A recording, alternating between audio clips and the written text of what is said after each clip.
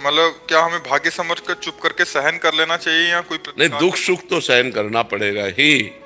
जैसे कोई नहीं चाहता कि दुख आवे, लेकिन दुख भोगना पड़ता है, क्योंकि हमारे जब पूर्व के पाप कर्म है तो उनका कैसे होगा। जैसे बड़े बड़े संत महात्माओं को भी देखा जाता है, शारीरिक पीड़ाएं होती है, शारीरिक दुख होते हैं, तो वो तो रात दिन भजन में लगे हुए हैं।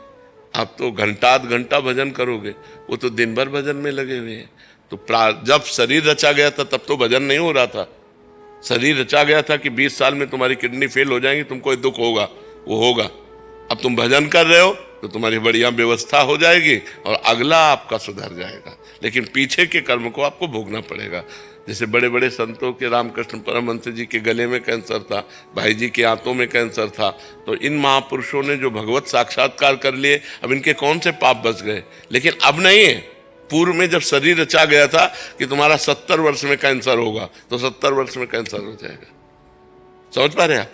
महाराज जी, पूरे दिन काम करते वक्त भी आपका सत्संग, यथासंभव माला जब, वाणी पाठ करती रहती हूँ, परंतु बच्चों से अत्यंत मोहवश उनकी किसी अनिष्ट की आशंका का भय निरंतर बना रहता ये है। सबको बना रहता है, किसी को पति का, किसी को पुत्र का, किसी को रिश्तेदार, किसी को, ये सबको बना रहता है तब तक जब तक ज्ञान नहीं होता।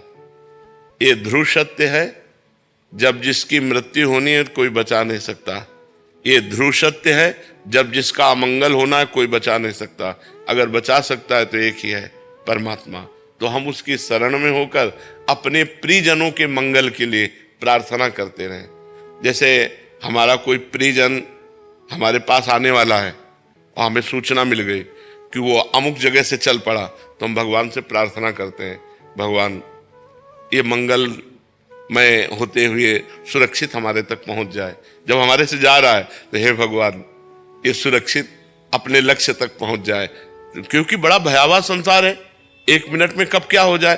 तो हम भगवान से प्रार्थना करें कि हमारे जो प्रियजन हैं इनकी रक्षा हो, इनका मंगल हो, ये सुखी रहे, इनको कभी दुख ना पहुंचे, और खूब नाम जप करें तो भगवान ही मंगल कर सकते हैं। मंगल भवन अमंगल हारी है, वही अमंगल का नाश कर सकते हैं।